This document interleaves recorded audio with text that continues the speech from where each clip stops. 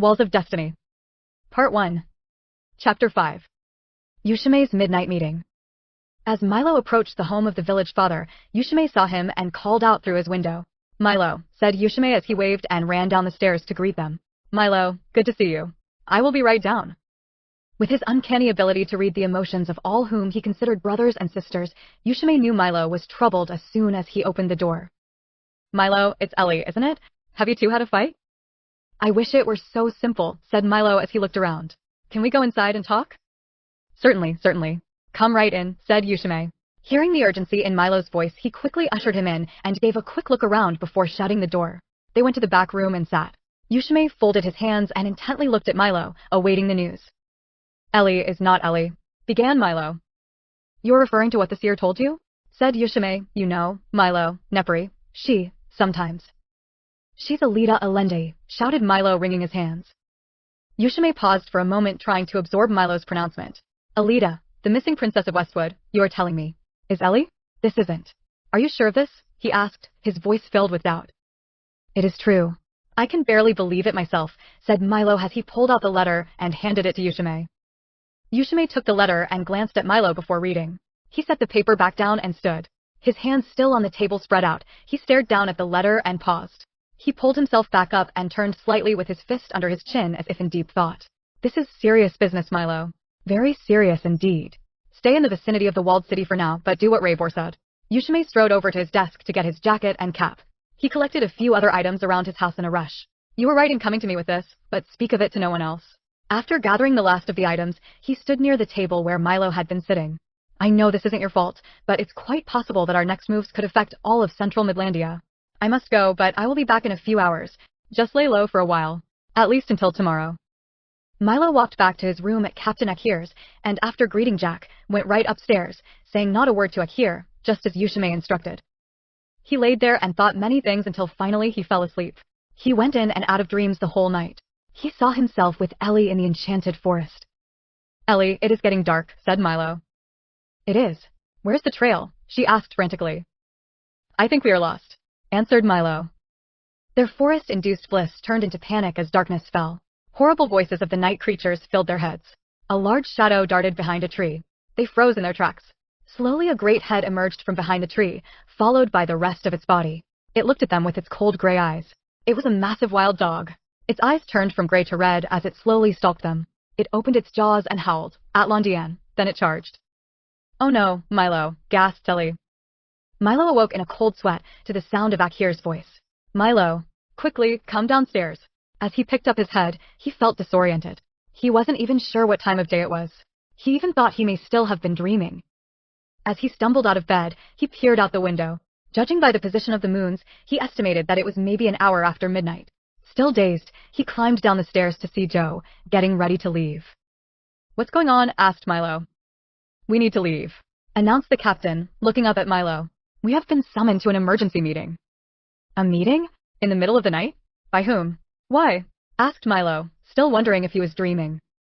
"I don't know much more than you right now. I know it sounded urgent," Joe said as he pocketed his pipe and put on his cap. "We are going to Ushemé's house." "Ushemé," said Milo softly. "Do I need to bring anything?" "Nothing that I am aware of. It's just a meeting," replied the old fisherman. "An emergency meeting," he said in a soft tone. Both climbed on Jack, who was nearly as dazed as Milo from being awoke at such a late hour, and began to move. "To the walled city, Jack. The western entrance," commanded Captain Akir. "But the south gate is the only one open after hours," said Milo. "The western gate is open. For us," said Akir solemnly. Milo realized that this must be quite important indeed. He began to realize, as his mind began to wake up, that this must have something to do with Ellie. His mind raced. "Am I in trouble?" he imagined. "Will I lose my city pass? Is Ellie okay?" All these and more went through his head on that short ride to the gate. A man dressed in black emerged from the darkness to see the elephant and quickly let them in. "Go straight to Ushemé's house," instructed the man, gesturing eastward. And a straight shot it was. Straight through the western half of the city, about a 7-minute ride, passing right by the tent area where Milo had first laid eyes on Ellie. Milo nodded. "This does seem serious," murmured Milo, anxiety gripping him. "Apparently so," replied Akir, as they moved east toward the meeting. A solitary light blazed like a beacon, emanating from the village father's home, casting eerie shadows of others who were summoned to the meeting who had arrived before Milo. I believe we are late, said Milo, attempting to lighten the moment. They climbed down and sat at the bench outside of the door of the house with the others and sat silently. To Milo's surprise, Longfellow was there along with another very unexpected face. It was Nepri the seer. He gave her a brief cold stare before glancing at Longfellow with a mixture of surprise and confusion. Longfellow just looked back at him and gave a shrug. Shortly after, Ushemé came out and ordered everyone in except Milo. This confused and troubled him even more than he already was. After a few moments, Ushemé and Captain Akir came outside with grave looks upon their faces and sat down next to Milo. I have some terribly disturbing news, Milo. As you already are aware, the one who we all knew as Ellie is in fact Alida Allende, Princess of Westwood. There was an incident on the train last night as it was leaving Central Midlandia. The car that she was riding in caught fire and somehow exploded, stated Ushemé. Seeing the confusion and disbelief on Milo's face, Captain Akir turned toward him. She has died, Milo, Akir's tone somber. Milo stood up quickly as a brief surge of adrenaline coursed through him. Captain Akir also stood and put a comforting hand upon Milo's shoulder. It will be okay, Milo. We are here for you, he said. I just saw her. How can she be dead? I don't believe. What incident? You must tell me, said Milo frantically. Ushemé picked up where he left off. It was not 2 miles out of Idriaxis Pass. A terrorist of some sort, we think, boarded the train with an explosive device, probably made of the same thing that drive fireworks to explode. Everyone in the entire car, we believe, is dead, including Ellie. Ushemé paused and stood up and looked at Milo. I know this is and will be a difficult time for you, but there are urgent matters to be discussed inside. Take your time, Milo. He motioned to Captain Akir before going inside and spoke quietly. Try to get him calm and centered. You are both needed inside. Milo. Began Akir. You have always told me to live life with no regrets, sobbed Milo. But I regret this. I regret letting myself be deceived and falling for someone who I didn't truly know. I don't want this pain. I never wanted any of this. Milo sunk back down into the chair and continued to cry. What am I supposed to do now? He said, looking down at his feet. Akir just stood there for a moment and looked at his young friend, who was not the same as he once was, but rather replaced by a broken, distorted, and lost soul. Finally, he sat down next to Milo and put his arm around him. I know what you are going through. Some years ago, I lost my wife. Akir paused and reflected on his own loss, and then truly empathized with Milo. I don't know why anyone should have to endure these kinds of things, but at least we don't have to endure them alone. Milo turned to him, and they embraced each other, and both wept for a moment. Finally, their emotions settled, and Milo tried to smile. The bright side is, I don't need to wonder if she will ever come back now, do I? He joked. Akir shook his head in agreement and looked down. She had a good soul, he said. That's what matters. Yes, Milo replied. Are you okay to go in now? We should go in soon and find out what else is going on, said Akir, assessing Milo's fragile emotional status. Milo gave a sign that he felt ready, or rather, ready enough to find out what was happening and to put this awful night behind him. They both stood and quickly composed themselves, drying their eyes and taking deep breaths before walking into the house. The others were sitting at a large, formal-looking rectangular oak table. They sat down at the 2 remaining seats just as Ushemé was bringing out tea for everyone. Milo scanned the room, deliberately avoiding direct eye contact, and noticed that no one dared to meet his gaze. Among the assembled, a new figure caught his attention. The young man, distinguished by his short dark blonde hair and rugged features, sat upright in his chair with an air of quiet authority. Clad in hues of blue and black, his moss-green hooded cape draped gracefully over his shoulders. His green eyes, though imbued with a humble pride, held a steady focus on Ushemé, who was preparing to speak. Ushemé settled into the head of the table, sipping his tea while briefly reviewing a stack of papers. He jotted down a note onto one of the papers, muttering to himself before glancing around the room to make sure everyone was paying attention. He then cleared his throat and began. By now, you all have some idea why you all are here. As you all know, the Princess of Westwood is dead, and if you have done the math, this fact puts each of you in danger. The most obvious being Milo, due to the relationship that you were in with her. Captain Akir and Longfellow because of your close association with Milo. And Nepri because of your dealings with Prince Rabor and additional involvements. And lastly Jack, because of your bond with Milo.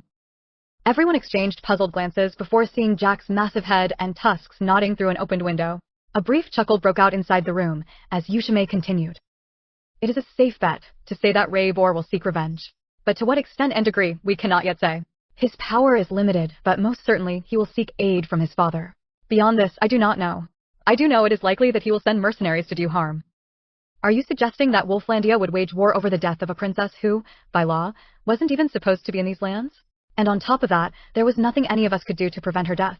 Asked Captain Akir with growing agitation. I suggest nothing, said Ushemé softly. The village father momentarily paused in deep contemplation. Nepri, he began, looking intently at the seer. Tell them what you have seen. Milo felt anger well up inside him at the mere thought of having to listen to another one of her prophecies. He looked down at the table and braced for more of the seer's chicanery. The seer deeply inhaled the cool air, and her gaze seemed to rise to some far distant point as she began to tell the vision that she had seen earlier that day. I saw a great war, she began in a low hypnotizing voice. Tyrevant, Wolflandia, and Westwood marched first upon the walled city. Edriaxlin could not stand against the three armies. Little by little their malice swept across all of central Midlandia. Thousands of lives will be lost on both sides if nothing is done to prevent it. How are we supposed to prevent such a war? Asked Milo in great annoyance. I do not yet know. What I'm telling you now is all I have seen so far. It doesn't take a prophet to see that something Raybor does will trigger this war. We must find out what this deed shall be, and we must prevent it. I saw that this deed of his is a simple one and can easily be stopped, but as of now, it is blocked from my sight. This is nonsense, cried Milo. Let her speak. She only means to aid us, exclaimed Losgrel. Speaking with a forked tongue helps no one, yelled Akir. Everyone began arguing and talking over one another. One at a time, please, commanded Ushemé. Everyone continued to argue, and Ushemé would take no more disorder in his house. He stood up and slammed his fist down upon the table, making a thunderous crack which startled everyone present. Silence! Silence! Demanded Ushemé as he shot firm, sobering glances at each of them. The bickering died down and Ushemé continued. Now is not the time for debate. It is the time for action. The type of action called for at this time is for all of you to leave the walled city. It is not safe for you here anymore. He sat down and took another sip of his tea, finishing it. I have already arranged for all of you to leave. Milo, I have sent word to your homeland, and someone will be watching over your family. Longfellow, I have made arrangements, and your debts will be taken care of here. Captain Akir, I have dash. With all due respect, Ushemé, I cannot leave, interrupted Akir. My home is here. I am a fisherman. People are depending on me. My crew, my customers, I must stay. I am also concerned that, at my age, I may just slow everyone down, said Akir as he lit his pipe. I understand then. You may stay, but understand that I cannot guarantee your safety, said Ushemé. Could you guarantee it if I went on this mission? Retorted Akir. Ushemé ignored the question and looked around the room. Is there anyone else who wishes to stay? Milo kept silent, though the last thing he wanted to do is travel anywhere with the seer, this provocateur, but he knew that he was not safe in the city, and if there was any truth to what she had said, Milo felt at minimum partly responsible for the situation. Ushemé stood up again and walked to a window, looked out briefly, then strode back and stood at the head of the table. All right then. He motioned to Losgrel, and he stood. This is Losgrel, a friend whom I have known for a very long time. He is a Sedurnavian knight of great renown. I can think of no one more qualified than he, and I have entrusted him to be your guide and protector. He will accompany you to the house of Burdock the Red up in Thistle Run. Burdock is a most wise and accomplished wizard. If anyone knows how to handle such a situation, it is him. It will be daylight soon, and the sooner you leave the better. It is a 5-day ride if you hurry. If you cross the Frost Foam Bridge by dawn, you will reduce any chance of the wrong people seeing you, said the village father before tapping his palm on the table and moving toward the door in long strides. They all stood and went outside. Losgrel gave a whistle, and 2 horses came trotting out from behind the building. Once was a tall, dark brown and muscular horse. The other, shorter with light yellow and white markings. This is my horse, Glide, he announced, pointing toward the taller of the 2. And this fellow is Vanilla Sky. Can you ride, Nepri? Yes, as good as any, she said. Good. Then you will take Vanilla Sky, and Milo and Longfellow can ride on the elephant, said Losgrel as he began to load up the animals with items they would need for their journey. As they mounted up and prepared to ride out, Ushemé shook their hands and wished them luck. Goodbye, Milo. Until our next meeting, said Ushemé. Goodbye, and thank you for all your help, said Milo. Good luck, odes be with you, and bless you all, yelled Ushemé as they began to ride. Then he said under his breath something the others couldn't hear, though good luck won't be enough. Losgrel led them back to the southeast gate, where the same darkly dressed man let them out and waved. We must move fast. I doubt we will make the bridge by dawn, but we will at least be out of eyeshot from the walled city. The fewer who know of our quest, the better, said Losgrel as the pace quickened. He led them east, then south, around the makeshift buildings southeast of the walls, then west passing the front gate, and finally northwest along a path which led to the bridge. Milo glanced back at the dimly lit city and realized this was the beginning of another page of his life. Dawn was beginning to break as they approached the bridge. No one was yet traveling on the road at the early hour, which certainly was a good thing for them. The only sign of life was the glow of a few campfires, well off to the side of the road. Losgrel led the refugees with a stern and imposing presence. Although he was a stranger to them, they were familiar with the legends of the Sedurnavian knights, the brave and noble warriors renowned not only for their battlefield prowess, but also for their selfless acts during the Great Plague. Tales spoke of how these knights risked everything to deliver food and medicine to the suffering country folk, and many had sacrificed their lives in the process. Today, few of their descendants remain, but the stories of their courage and sacrifice endure. "So, what happens when we arrive at the wizard's house?" whispered Long. "I'm not sure. Ushemé is the closest to a wizard that I have ever met," said Milo. "I have never met one either," said Longfellow. "But I hope, when this is over, we can all go home and forget about all of this." Milo nodded and glanced around. It was almost fully light out now. "Shouldn't there be a village around here somewhere?" he said, looking back at Long. "I hope we aren't lost." "Shortcut maybe," suggested Longfellow. "What do you know about wizards? I mean, what are they like?" he asked. "My uncle once told me a story of a wizard who came to Gravel when we were there, mining. I was too young to remember, but he said the wizard was very tall and thin and very angry. He rode through cursing at everyone, telling them Gravel was sacred land, and they shouldn't be there. Some say that it was the wizard that caused 2 buildings to burn down. My uncle said that after the encounter with the wizard, all his hair fell out, and he never had any luck in that town from then on," explained Milo. "That doesn't sound good at all," said Long. For days, they marched on, inching closer to Burdock's humble home nestled at the foot of the prominent mountains of Clevendorn. Setting up camp by night and riding by day, the days seemed to blend together like one long dream to Milo. It was a cold and grueling journey. The presence of the seer around the nightly campfires was a constant reminder of the calamity that initiated their journey, and salt poured into Milo's wounded soul. By day he made a point to ride in front of her so he might forget she was with them. With the passing of each night, he grew more used to her presence, but he clung to his resentment for her, using it as fuel to keep his own fire alive. After just over 4 days of riding, they arrived at what appeared to be a very small village. As Losgrel announced to the others that Burdock's house lay just north of the little town, some of the villagers were happily out doing their daily chores and cheerfully waved at the strangers riding through their town. The village had a magical air about it, not that its people were wizards like Burdock, but simply seemed free of the care and burdens that exist in more frequently traveled lands. They had an unnatural fearlessness, especially when it came to Jack. They were curious and amazed by the beast, and some even wished to touch him.